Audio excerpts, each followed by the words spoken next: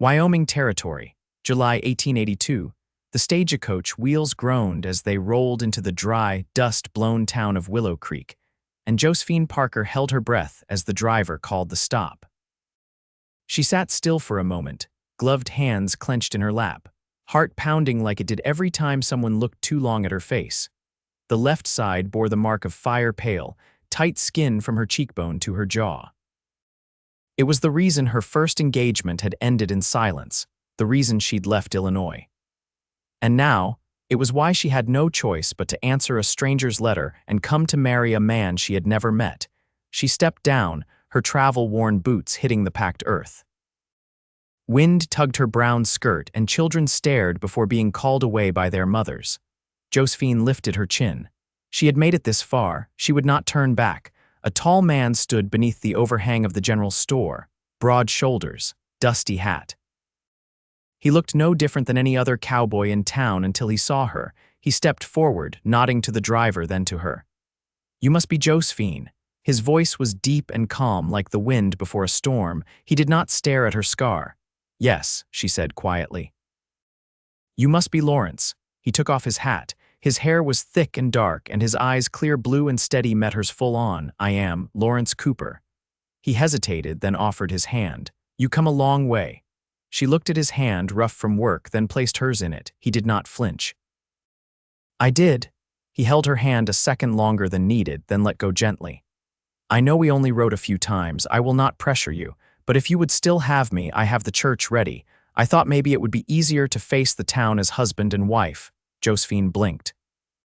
"Today, there is no one here who knows you, no one to whisper or judge. We could start clean if you want that." She looked around.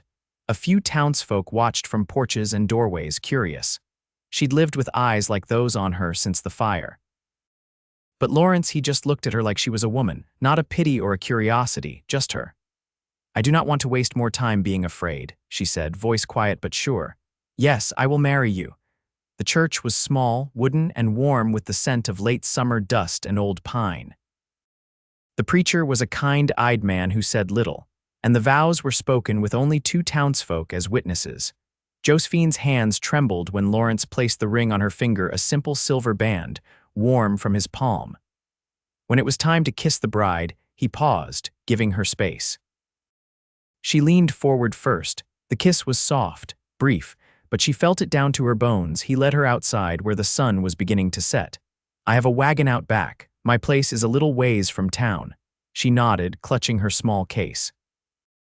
"I do not have much. I do not care about that." She glanced at him. "You really do not look away. I see you," he said. "Not what happened to you, just you." The ride to Lawrence's ranch was quiet but not tense.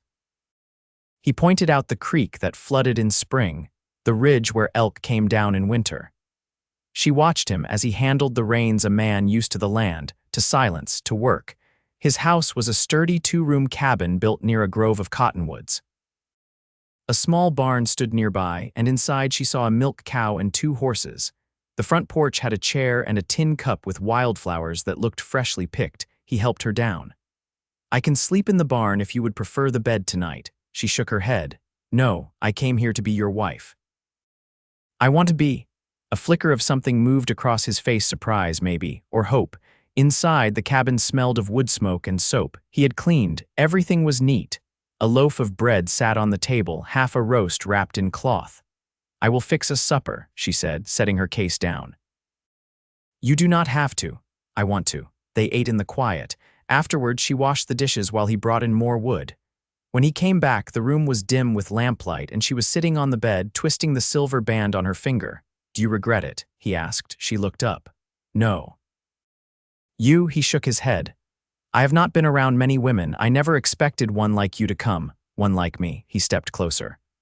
"One brave enough to come all this way. One who carries what she has lived through and still speaks gently." She swallowed. "I thought no one would ever look at me again without flinching." He touched her cheek, not the scarred one, just her cheek. "I see strength, not shame." She blinked fast. Then slowly she leaned forward, resting her forehead to his chest. His hand came up around her back, warm and sure. That night they lay side by side in the bed, facing each other. They did not rush anything, but she let him hold her. And when she woke in the dark and found him still there, arms around her, breath steady and close, Josephine felt something she had not felt in years, safe.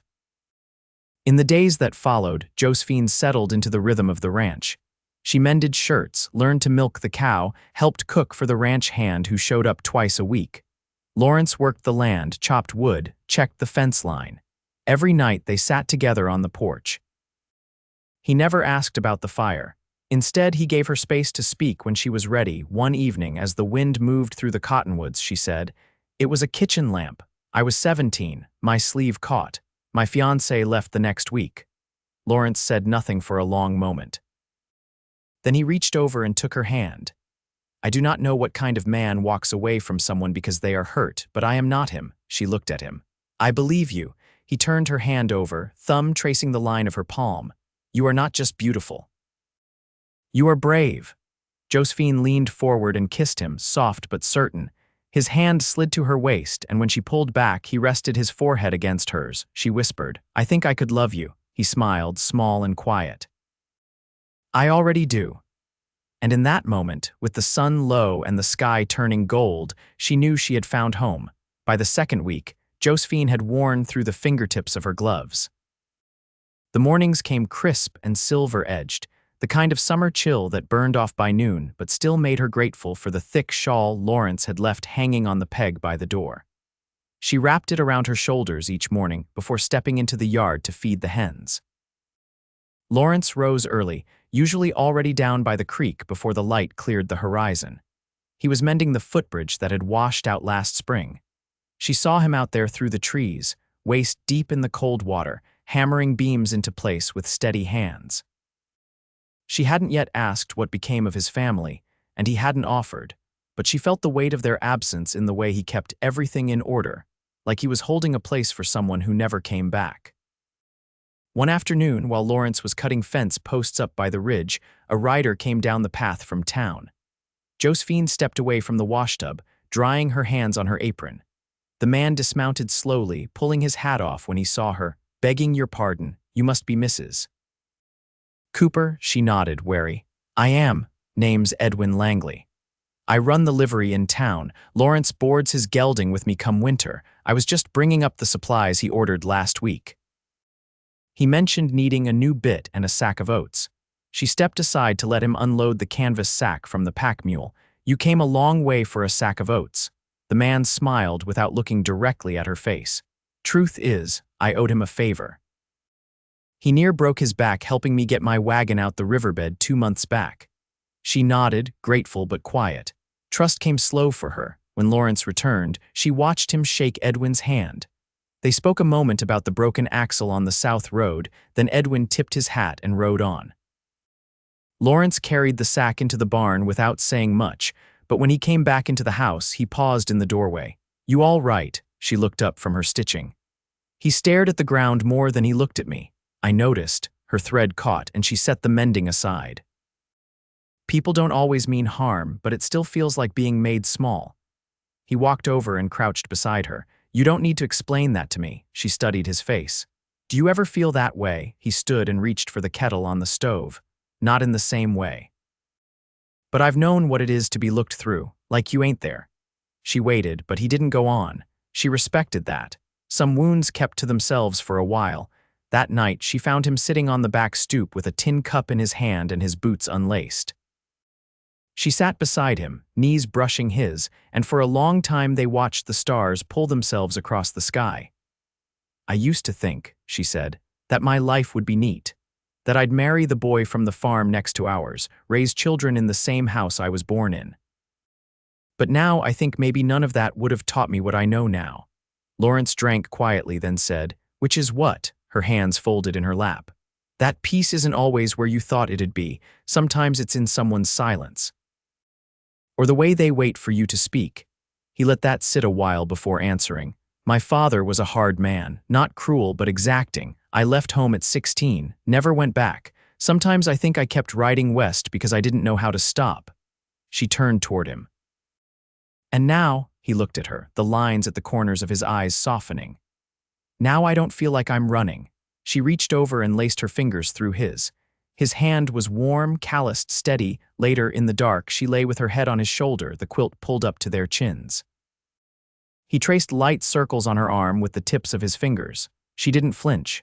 "I was afraid," she whispered, "that I'd never be touched without flinching again." He turned his head, touching his lips to her temple.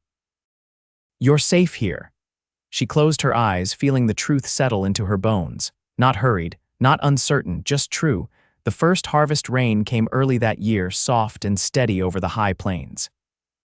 It brought the scent of damp sage and turned the dirt road to thick clay, but Josephine didn't mind. She stood under the porch roof, arms crossed, watching Lawrence walk the fence line with his hat pulled low, his coat already soaked through the shoulders. She'd spent the morning inside, boiling lye soap in the cast iron kettle, while the old dog that had wandered up 2 days ago slept curled by the hearth. It had a torn ear and ribs like fence slats, but it had taken to Lawrence fast, trailing him to the barn each morning like it had been born here.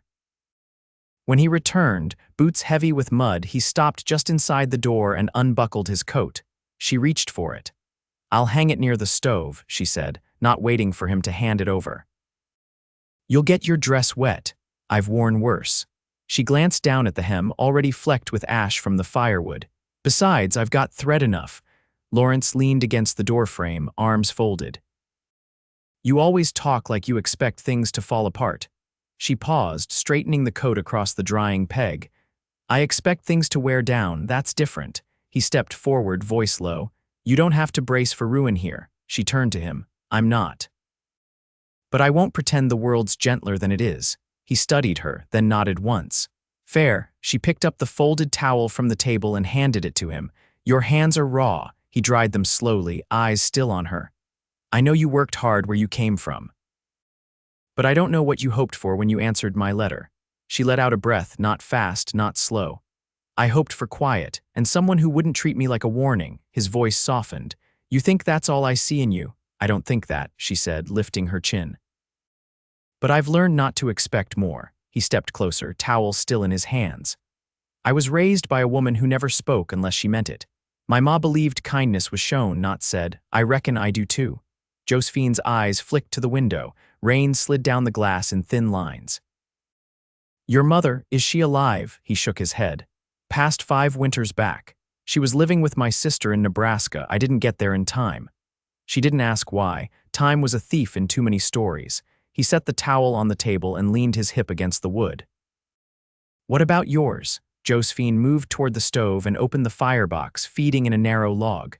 "She died the night of the fire. Smoke took her before she could get out." Lawrence didn't fill the silence that followed. He just stood there, present solid, letting it be.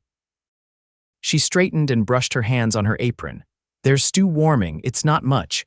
I'm not hungry for fancy." He met her eyes. "Just warm." She brought him a bowl, then sat across from him, cradling her own. The dog stirred near the hearth, thumping its tail once before settling again. Lawrence glanced down into his bowl. "You gave him a name yet?" She shook her head. "Didn't want to claim him if he was just passing through." "That's no stray. He's already chosen." Josephine spooned up a bit of potato, blowing across it. "Maybe. But I've learned not to count on things staying." He set his bowl down, half-finished, and leaned forward. "Then I'll say it plain if that's what it'll take. I'm not going anywhere. I didn't marry you out of charity or duty. I saw something in your letters. And now I see more." She didn't look away. "And what do you see now?" He reached across the table, slow and sure, his fingers brushing hers. "A woman who's lived through fire and still rises every morning like the sun owes her something." She held his hand, her eyes damp but steady. "I don't know how to be anyone but her." "Good," he said. "She's the one I want." The rain pressed harder against the roof, a steady hush that wrapped the cabin like a blanket. Josephine stood and moved around the table. She rested her hand on his shoulder. "Then let's stop waiting for the next terrible thing. Let's build something that stays." Lawrence stood, took her hand, and pressed a kiss to her wrist. "We already are." The cottonwoods turned yellow overnight, and the mornings grew sharper, like the air itself had teeth. Josephine rose early to start the fire before Lawrence woke, her fingers stiff from the cold, despite the wool gloves she'd stitched from an old shawl. On the last Tuesday of September, Lawrence returned from town with a small parcel wrapped in oilcloth. He set it on the table without ceremony and poured himself a cup of coffee while she watched him from the stove. "A letter came for you," he said after a moment, nodding toward the bundle. She dried her hands on her apron and unwrapped the twine. Inside was a folded envelope, paper thick and yellowed at the edges. The handwriting was familiar in a way that made her stomach tighten. "It's from my father." Lawrence stopped mid-sip and set his cup down. "You want me to step out?" "No," she said, unfolding the paper. "I'd rather you stay." She read in silence. The letter was brief. Her father had heard from a cousin in Cheyenne of her arrival in Wyoming and asked if she was well. He didn't mention her marriage. He didn't mention the fire. Just the weather and the harvest and the new hired hand who'd been stealing from the smokehouse. When she was done, she folded it once more and laid it flat on the table. "He never wrote after the fire," she said, voice even. "Not once. Not until now." Lawrence leaned forward, elbows on his knees. "You want to write him back?" "I'm not sure." He nodded, not pressing. She turned toward the window. The wind had picked up, shaking loose the first dry leaves. He was a quiet man, not unkind, but he never knew what to do with grief. Lawrence rubbed at the back of his neck. "Some folks were raised to think silence is strength." "I used to think so too," she said. "Now I think it's just another way of turning away." She stood and walked to the shelf where she kept her sewing tin. Pulling out a sheet of writing paper, she sat down and began to write without waiting for the words to settle. When she finished, she didn't fold it. She just looked at it a while, then handed it to Lawrence. "You don't have to read it. I just need to know it exists somewhere besides inside me." He took it gently, held it without opening it, and set it beside the stove where the kindling was stacked. "Want me to post it?" he asked. She shook her head. "I think I needed to write it more than I need to send it." He crossed the room and rested his hand on her shoulder. She leaned into it without speaking. That afternoon, Lawrence hitched the wagon to go check on a neighbor's herd 2 valleys over. Josephine remained behind, sorting the root cellar for anything that might spoil before frost. She found a sack of apples gone soft and spent the next hour slicing the good ones into a kettle, adding cinnamon and a bit of molasses from the tin jar. When the sun began to drop, she set the pot on the back of the stove to cool and walked out to the barn. The dog roused at her approach, padding after her through the straw. Inside, she found the small tack room warm with the scent of leather and linseed. She sat on an overturned crate and looked over the ledgers Lawrence kept hung from a nail. His handwriting was tidy, his figures careful, the dates regular. He'd written down the cost of her wedding band in the margin of a page, along with the words, "Worth every penny." She pressed her fingers to that line and closed her eyes.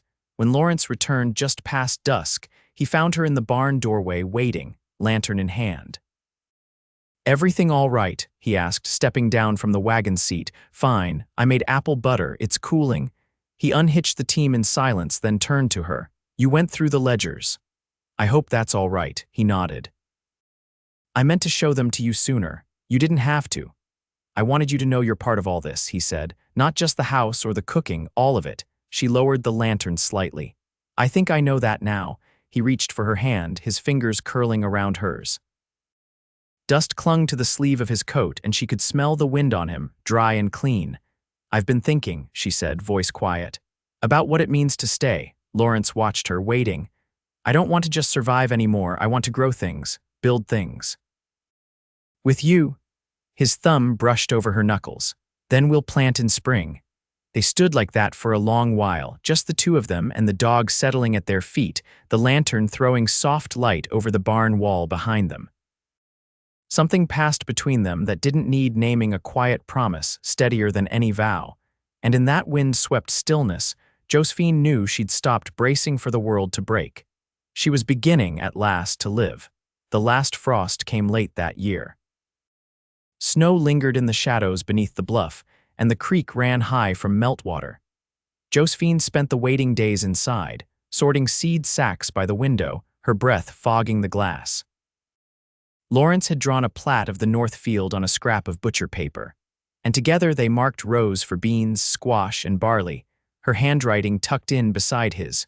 One morning, with the ground finally soft enough to work, Lawrence harnessed the team and led them to the lowest field. Josephine followed with a pail of seed and a wool scarf pulled over her ears.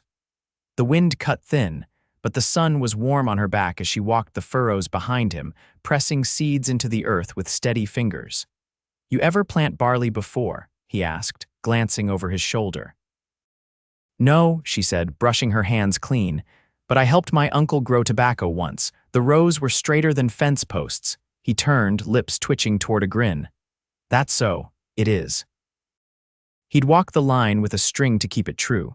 Lawrence pulled the horses up and stepped aside, handing her the reins. "Try a row." She took them, surprised by how solid the leather felt in her hands. The team stepped forward, slow and obedient, the plow blade cutting clean through the earth. He walked alongside her, not correcting, just watching. When they reached the end of the row, she turned toward him, cheeks flushed. "How'd I do?" He leaned on the plow handle. "Better than most." That night, after the horses were fed and the tools cleaned, Lawrence brought in a wooden crate from the barn. Inside was a set of shelves he'd built from leftover pine boards. He set them beside the hearth, brushing sawdust from the edges. "I thought you might want a place for your books," he said. Josephine knelt beside the crate, running her hand along the smooth edge. "You remembered I brought them. You read them most nights. I notice what matters." She stood and faced him. "You always do." He touched her jaw, fingers warm against her skin. "You've made this place more than I ever hoped it could be." She leaned into his hand. "And you've made me more than I thought I'd be again." They kissed then, not careful or shy, but with the weight of spring behind it, something blooming, something certain. He lifted her gently, carrying her to the bed they'd shared since the first night, and the rest of the world fell quiet around them. In the weeks that followed, the land greened with sudden urgency. Wildflowers pushed up along the creek banks, and the barley rows grew thick and even. Josephine spent her mornings in the garden and her afternoons at the quilting frame, stitching squares from old shirts and feed sacks. Lawrence built a new chicken coop from cedar and whistled while he worked, a low tune he never sang aloud but hummed when he thought she wasn't listening. One evening, as she stood on the porch brushing dust from her apron, a rider appeared on the road, an older man, thin and upright in the saddle. She stepped down as he approached, heart quiet but alert. "Josephine," the man said, dismounting stiffly. "Father." He held his hat in both hands. "I wasn't sure you'd want to see me." "I wasn't sure I did either." He glanced toward the house. "You look well." "I am." Lawrence came from the barn, wiping his hands on a rag. He paused, watching, then walked over without hurry. Josephine turned to him. "This is my father, Mr. Parker." "Father, this is Lawrence." Lawrence nodded. "Sir." Mr. Parker looked at him, then back at her. "I read your letter. Every word." She crossed her arms. "Then you know I'm not the same girl who left." "I reckon I do," he said. "And I'm sorry I wasn't the kind of man you needed then." Josephine studied his face. "I'm not angry anymore, but I don't need you to fix anything." He nodded slowly. "I didn't come to fix. Just to see for myself that you landed somewhere good." Lawrence stepped closer, his hand brushing lightly against hers. "She did." Her father looked at their joined hands, then offered a quiet nod. "Looks that way." They shared coffee on the porch. Her father didn't stay long. When he left, he rested his hand on her shoulder. "You seem strong," he said. "I am." When the dust of his horse faded, she stood a long while watching the empty road. Lawrence came beside her. "You all right?" She reached for his hand. "I'm better than all right." That summer, they harvested their first barley. The plants stood tall and golden, and they cut them by hand, side by side, piling the bundles in the wagon until their arms ached. Josephine laughed when Lawrence tried to race her, binding the sheaves. His knot came loose halfway to the barn. They hosted supper for the ranch hand and his wife, served stew with fresh bread and a jar of the apple butter she'd preserved. The dog slept by the door, now thick around the middle and content to follow her from room to room. Lawrence carved a cradle from pine and set it at the foot of their bed, just in case. In the stillness of late summer, they lay beneath the stars on the porch roof, her head on his chest, his arm around her waist. "I used to wonder if I'd ever feel whole again," she said. "I don't believe people break for good," Lawrence said. "I think they bend. And sometimes they find someone who helps them stand straight again." She tilted her head to look at him. "You've given me more than peace. You've given me a life." He kissed her forehead. It's yours. Always. And together, beneath that Wyoming sky, they let the past settle behind them like dust on a road long traveled. Ahead lay only the land, the seasons, and the quiet mercy of days well lived together.